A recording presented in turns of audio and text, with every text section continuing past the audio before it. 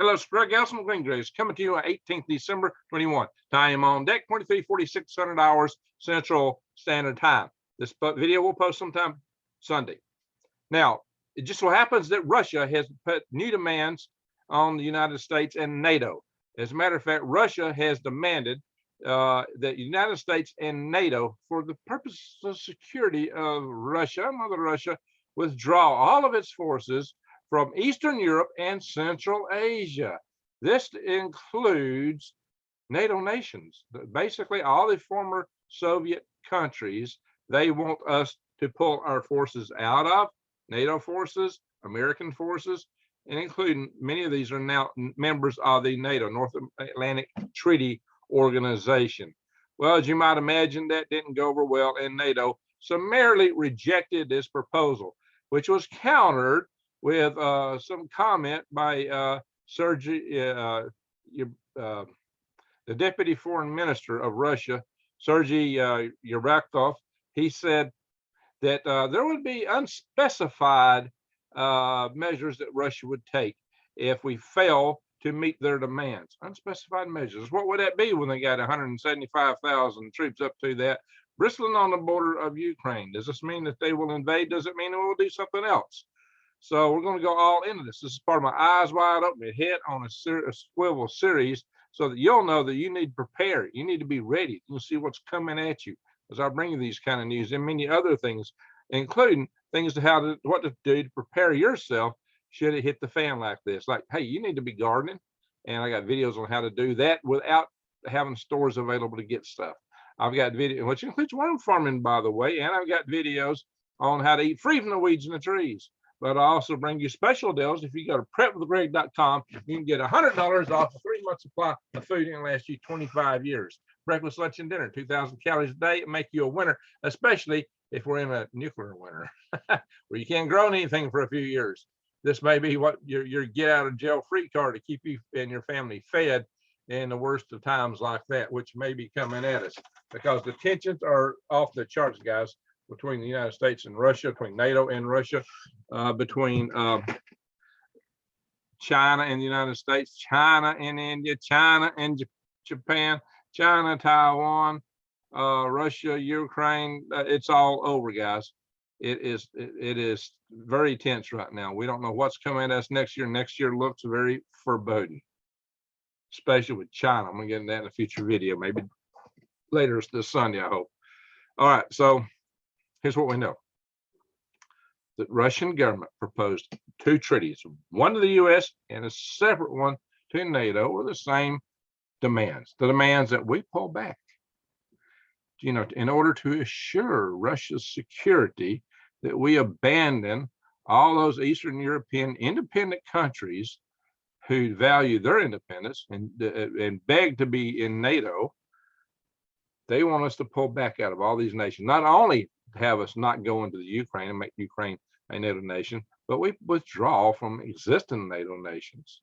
And so they couldn't be a NATO nation, we wouldn't have our troops there. That's where our demands go so far. Really?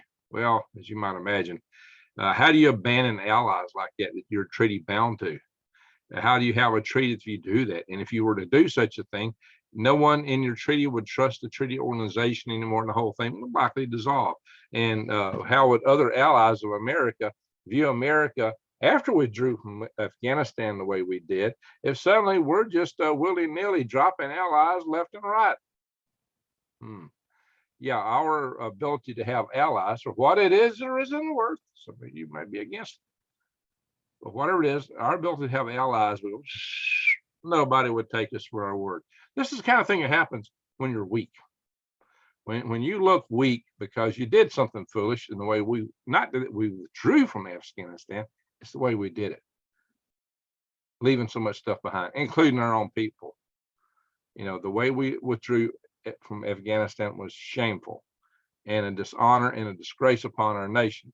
Now, we could have still withdrawn, but we should have been in a much more orderly fashion than what was done. We should have extracted our equipment and our people before we withdrew the military, not the other way around. All right, enough said for that, but we look weak. And because of that, the bad boys are picking at us. When you're the weak kid on the playground, all the bad boys pick on you. Well, that's where the United States appears to be. So how and NATO does not appear to be any better at this point, because now look, Russia is playing the bad boy on the playground because they can't. So they're making these demands. They're saying, hey, you're going to pull out. You need to pull out of these other countries and make us feel secure. I don't think NATO's got plans to be invading Russia. That would be the most foolish thing in the world, with all the nuclear weapons bristling there. But we have been encroaching upon Russia. And a lot of people within NATO felt like we went too far, too fast in some of our acceptances into NATO that we made in Eastern Europe, and that Ukraine might indeed be a bridge too far. Yet we promised Ukraine, and that one day they could join. One day they could join NATO. Well, maybe that was a promise too far. Maybe that was a little too much, because Russia views NATO views Ukraine as theirs. You know, they really see that. Now, a lot of Ukrainians don't see it that way. Now, in Eastern Ukraine, there's a lot of Russian people there. And yeah, some of them really would like to be part of Russia, perhaps. Were they always there? Or did they come there because of the Russians moving people in when they took over Ukraine as the Soviet Union? You got to remember this, Ukraine's a breadbasket, could be the breadbasket of Europe. And the Ukrainian farmers were starving to death in the Soviet area because they were displaced, and the Soviets moved in and took the food and moved a lot of their own people in too. So how many of the people in Eastern Ukraine are indigenous Slavic Russian type people, and how many were put there later? I don't know the answer to that. I know the people in Ukraine are very resentful of all this, but I also know I believe that people have a right to self-determination in an area. So this is a very thorny situation, but all that's kind of immaterial what's being put up here right now, other than Russia's poised where they could invade Ukraine any moment. They could just roll right in. Now, they may use this treaty as an excuse, these proposed treaties. Oh, well, we offered you a treaty and you didn't take it. And, you know, we tried to make peace, and then they may use some banner, not so true, I should say, if you know what I mean, in code words, or they may decide to use Ukraine trying to fight against the insurgency and Eastern Ukraine, the rebels that want to be part of Russia and the breakaway districts there in Donbass region of Ukraine. Now, that they may use that as an excuse. Oh, you attacked our people here, our people that wanted to be independent. And they may use that as an excuse to roll in. Maybe not. Maybe Russia's being genuine. They say that we just want more assurances, want you to back off so that we know you won't just be right on our doorstep behind them. Because we do have, we've had bases in we don't have so much in Central Asia now as we did, but we have had some in Central Asia and, of course, Eastern Europe. Most of these countries in Eastern Europe wanted us there. I'll take Poland, for example. They take a great exception that Poland is in NATO, for example, the Baltic countries. And they would very much like to take the Baltic countries back. I'm sure in the Baltic people in the Baltic countries hate Russia. I mean, pardon me for using that word. It's not, I'm not talking about myself and nobody. We got to get beyond those kind of emotions in our world. But I've known Lithuanians and Estonians who were in their attitude toward Russia. Now, I know why. It's because the Russians rolled in and took their land, took their people, and didn't treat them too nicely. So, of course, that's an action of the government. It's not necessarily a reflection of the people themselves within Mother Russia, but that's what the government did. The Soviet Union did. That was the Soviet style. It looks like a lot of tendencies in some of the Russian establishment that would like to do the same thing today, especially Vladimir Putin, who wants to rebuild the empire. So, well, like I said, there's good and bad people in any place in the world. I enjoyed my time in Moscow, by the way, and I met a lot of great people there. There's good and bad people anywhere in the world. If you ever race, color, religion, in any town or hamlet, you'll find good people in any of these places. You'll find bad people anywhere, right here, there, everywhere, same thing. But the governments pit us against each other, unfortunately. And a lot of times they fill people's heads through a lot of propaganda over time to dehumanize other sides. Like maybe this thing with Russia saying, "Oh yeah, look, we offered the West a treaties, and they just ignored it." Well, the terms of that treaty is not something proposed treaty, something that the West would take. You know, you can't tell an alliance that they got to split up, or tell alliance that they got to pull some of their troops out of part of the alliance. I mean, how will allies respond to that? I've already beat that horse, so let's move on. It's not happening. It's not happening. Let me show you some articles here real quick. I'm going to be done with this video. Hang on. All right. Let's go over here. A NATO official said Friday that Russia's proposals were unacceptable in their demands for veto power over now independent countries. I mean, these countries were former Soviet republics or independent nations, and they want to stay that way. That's why they want to be in NATO. You take Poland, boy, they really wanted to be in NATO. They emphasized their openness to the diplomatic dialogue on Russia's security concerns, but said that any discussion that would also include NATO security concerns about Russian missile deployment, satellite tests, and disinformation efforts. So yeah, so they're going here into the notion of if we make an incursion if Russia invades the Ukraine, they're saying, hey, we're going to put more forces in Eastern Europe. That's what they're saying here. And this is coming a lot from Jake Sullivan, President Biden's national security advisor.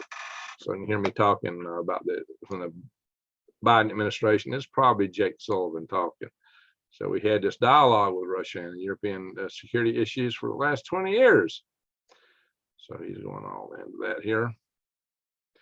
So I'm not going to read all this stuff here, guys. But let's go over here. Russian President Vladimir Putin will bear the blame for Russian soldiers coming home in body bags if he orders a new invasion of Ukraine. President Joe Biden's administration said in response to Kremlin's latest high-stakes maneuver. Just Jake Sullivan talking? Maybe. So, the Russian people don't need a war over the Ukraine. A senior official, yeah, he's a senior administration official. Yeah, I like this mealy mouth, and hey, beat your chest, but don't name my name. Yeah, okay, probably Jake Sullivan. Oh, at least he got his name on one piece. Maybe some other lily-livered snowflake here in the administration. Now, why do they look weak? Sign your name to it. Put it out there, buddy. Hey, Vladimir, don't cross this line. My name is Jake Sullivan, Greg Allison, whoever. I'm not part of this, by the way.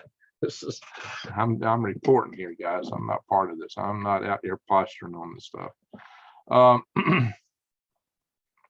So again, there's these draft treaties that Moscow put out. It says a draft treaty. There's actually two, one to the United States and one to NATO. And the comment comeback, it's not even valid to consider it. A Baltic official told the Washington Examiner. Of course, the Baltics don't want anything of that. They're the part. Well, they're NATO nations now. That is definitely right there under the thumbnail of Russia, and it may be indefensible, by the way, just given their location. So again, our good friend here, Russian Deputy Foreign Minister Sergei Ryabkov said U.S. officials to disregard Russia's proposals with the utmost seriousness. There's another statement here somewhere. Basically, he came out and said that they would take unspecified, this is the later one right here, same guy. He said, Russia may take unspecified new measures to ensure its security if the U.S. and its allies continue to take provocative action and ignore Moscow's demand for guarantees precluding NATO's expansion to Ukraine. So there's this notion NATO's expansion to Ukraine seems to be first and foremost, but they're also including our presence in now NATO nations in Eastern Europe. So that's also part of the provocation, apparently, according to this.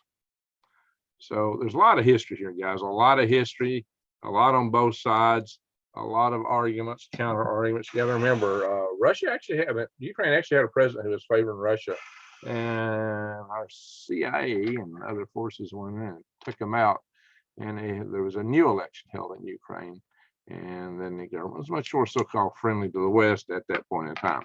So we've been involved over there in some funny businesses, as others. So that's part of the consternation out there. Yikes. I'm not saying that either side was right or wrong. I'm just telling you what, guys, has been going down there. And why is it important? Let's stop the share here.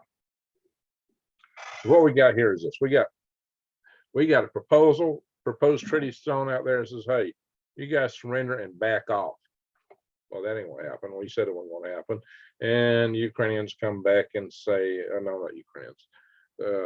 Sergei Rabakov came back and said, no, we got unspecified measures we're going to take if you don't heed our demands.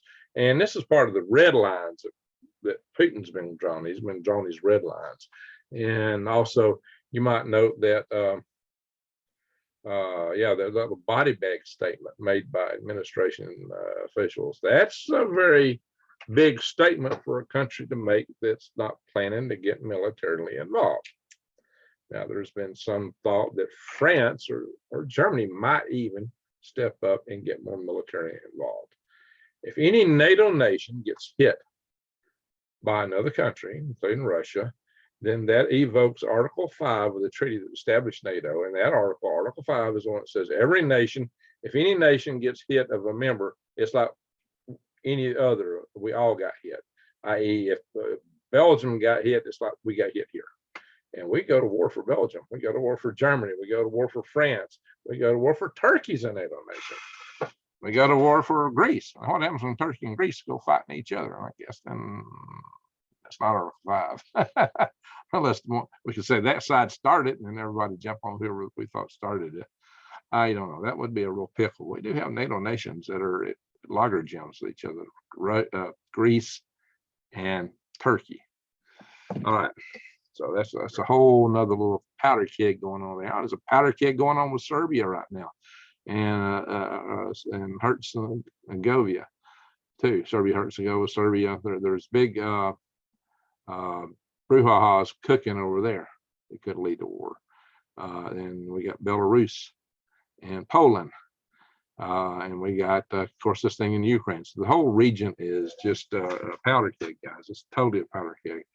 Let's hope that it don't go off. But what does this mean for you? What's this mean for you? Well, one, you could pick up the phone and call your congressman, go to freedomrestorationfoundation.org and look up the Action Center page on there, and it will give you some instructions about how to contact you. Contact your congressman and say, hey, we don't need to be in a war over a non-NATO nation that does not evoke Article 5 if they get hit. Of course, could we support them? Yeah, I don't believe the Russians ought to be rolling tanks in there. And we can give them material support and other support, but get directly involved? No. But will it stop there? Why is this big demand from Russia that we roll back completely? Is Russia going to be happy just to take the Ukraine? What happens when they go for the Baltics? If they take the Ukraine and we let them go in there, he may be licking his lips at the Baltics, because we know he wants the Baltics too. And the Baltic nations are NATO treaty organizations. If they get hit, then we are treaty bound to go in. The problem is that they are in the Baltic Sea. We don't have a direct land bridge into them. They're kind of a disconnected piece of NATO. So maybe I should put up a map to try to explain this. So what that might do is it might mean the Baltics get overrun before we can get there. Then what do you do? I'm going to go to Wikipedia here. I'm just type in BAL. Baltic. That's good enough. Baltic states, I said. Yeah, well, we could almost get in there, but it's not. It's difficult. Let me do a share screen here. Hang on. Where's my cursor? My cursor lost to disappear, guys. So.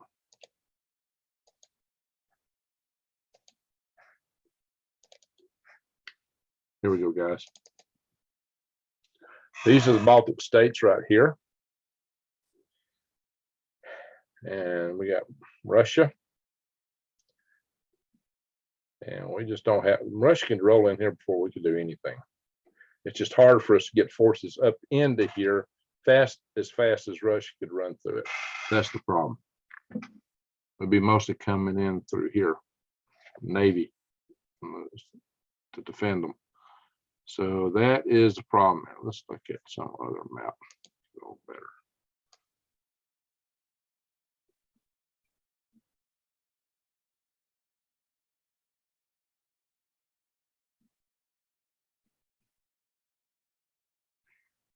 Where's the, excuse me, I get a better nap. All right. So what's this mean for us? We may have a War III brewing. It may be right there, and who knows? Russia may go right into Ukraine. Misinterpretations could happen due to the posturing of the West and counter posturing. We could tie it on directly with Russia over the Ukrainian invasion. It's a possibility. Miscalculations and other things could lead to that. Or a NATO nation might decide to be a bit adventurous and decide to go the extra mile to help out Ukraine. They get attacked while we're in. I think maybe Russia should have better sense than hit back at a NATO nation, except maybe there in the field where they're at, in a tactical strike. But we don't know. Escalation is just, wars are the kind of things that you plan in great detail, but as soon as they start, all the plans go out the window. And then you have to just react to what goes down. And that's what happens in a war. And they're not predictable, not very predictable. So, yeah. All kind of unplanned and unforeseen things tend to happen when war breaks out. So there you go. Let's hope a war does not break out there. Let's pray. Contact your congressman. Urge them for us to stay out. You can urge material support for you. I probably got followers here. I got friends that are Ukrainian.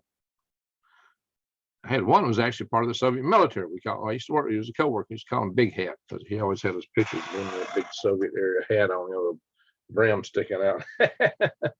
We called him Big Hat. He went by the name Roy. He worked with some space station contract years ago. And I got other friends who are from Ukraine, and they're very anti-Russian. So, you got to see both sides. When I was in Ukraine, when I was in Russia, I've met several Ukrainian people there too. So, been to the Ukrainian pavilion there in Moscow. So like I said, they really view Ukraine as theirs. Okay, I beat this bush enough. If we get into war with Russia, one of the first things that they're going to try to do is take down our power grid to neutralize our nation.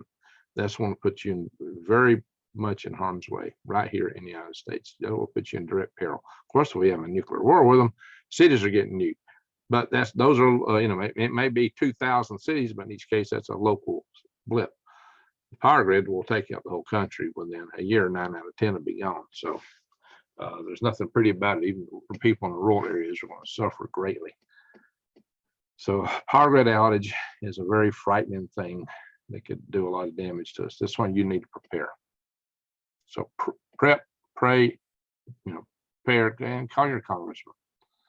And say, hey, let's make sure that calm heads prevail more than anything. Anyway, we're not living in great times, guys. These are trying times we're living in, and it's going to get worse. Wait till I talk to you about China. That's the thing that really concerns me, is where they're at economically and what they might do. So, and just our economy. There's so much to talk about, guys. Anyway, with that, I'm just going to say thank you very much for watching, and Greg out.